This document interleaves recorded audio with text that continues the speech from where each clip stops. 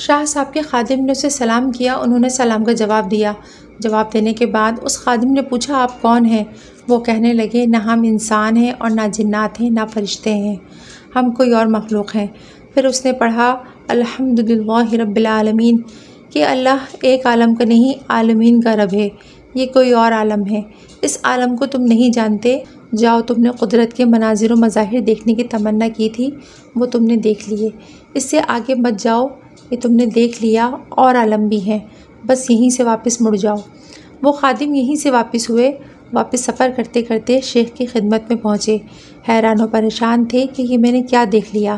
شیخ سے جا کر عرض کی، شیخ نے فرمایا الحمدللہ رب العالمین، اللہ عالمین کے رب ہیں، عالم کے نہیں۔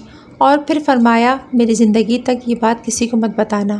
ایک دفعہ صاحب بابا کے ساتھ میں نے ایسے ہی ایک عالم کی سیر کی، کیا تھا، کیسے تھا، کس طرح تھا، میرے پاس نہ الفاظ ہیں نہ واقعات، سوائے کیفیات کے، وہ کیفیات میں لفظوں میں ادا نہیں کر سکتا۔ ہاں مجھے اتنا ضرور علم ہے کہ ہر شخص اپنے برتن کے بقدر میری ان باتوں کا مطلب لے گا۔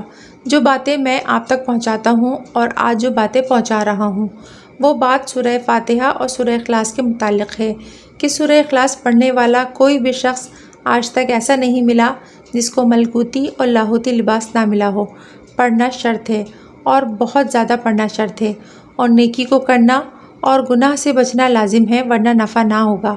سورہ اخلاص کا ایک عمل دیتا ہوں، 2 رکعت نماز نفل پڑھیں، اس کی ہر رکعت میں 101 بار سورہ اخلاص پڑھیں۔ دوران نفل ہاتھ میں تسبیح لے سکتے ہیں، لیکن تسبیح صرف نوافل کے لیے ہے، فرائض کے لیے نہیں۔ 2 نفل پڑھنے کے بعد سجدے میں گر کے 11 دفعہ سورہ اخلاص پڑھیں، پھر سجدے سے اٹھ کے 11 دفعہ سورہ اخلاص پڑھیں، پھر سجدے میں گر کے 11 دفعہ سورہ اخلاص پڑھیں، پھر سجدے سے اٹھ کے 11 دفعہ سورہ اخلاص پڑھیں۔ اسی طرح 11 سجدے کرنے ہیں اور ہر سجدے میں 11 دفعہ سورہ اخلاص پڑھنی ہے، اور اٹھ کر بھی 11 دفعہ سورہ اخلاص پڑھنی ہے۔ اس کے بعد 11 دفعہ کوئی سا بھی استغفار پڑھنا ہے، اس کے بعد 11 دفعہ درود ابراہیمی پڑھنا ہے، اور کم از کم 11 منٹ انتہائی زاری کے ساتھ اپنے مقصد کے لیے دعا کرنی ہے۔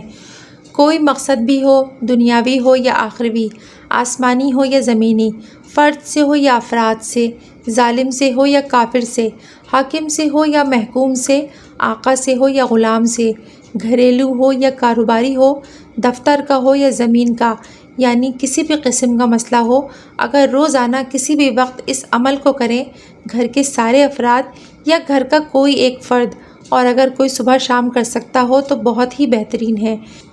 اس سے بڑا کوئی مشکل کشائی کا عمل میں نے کہیں کسی کائنات میں نہیں پایا۔ یہ صحابی بابا کا خاص ہدیہ ہے، یہ بہت عرصہ قبل مجھے خاص ہدیہ ملا جو کہ میں اب آپ کی نظر کرتا ہوں۔ ایک شخص کو میں نے یہ چیز بتائی، اس شخص کی ٹانگ گینگرین کی وجہ سے ران تک کٹنے کے قابل ہو گئی تھی۔ اس شخص نے بیٹھے بیٹھے اشارے سے یہ نفل پڑھے اور پڑھتا رہا اور مسلسل پڑھتا رہا۔ اس کی اہلیہ نے بھی پڑھے۔ شاید آپ یقین کریں نہ کریں، صرف 21 دن کے بعد اس کے زخم کی کیفیت بدل گئی اور اس کا زخم بھرنے لگا، اور بہت تھوڑے عرصے کے بعد اس کے کھرن بن گئے اور وہ 100% صحت یاب ہو گیا۔ اس شخص نے بیان کیا، میں اب تک اس عمل کو جو گن سکا تو تقریباً 23 لوگ ہیں، اور جو نہ گن سکا وہ تو بے شمار ہیں، اور جس کو بھی دیا اس کو 100% فائدہ ہوا، 100% نفع ہوا۔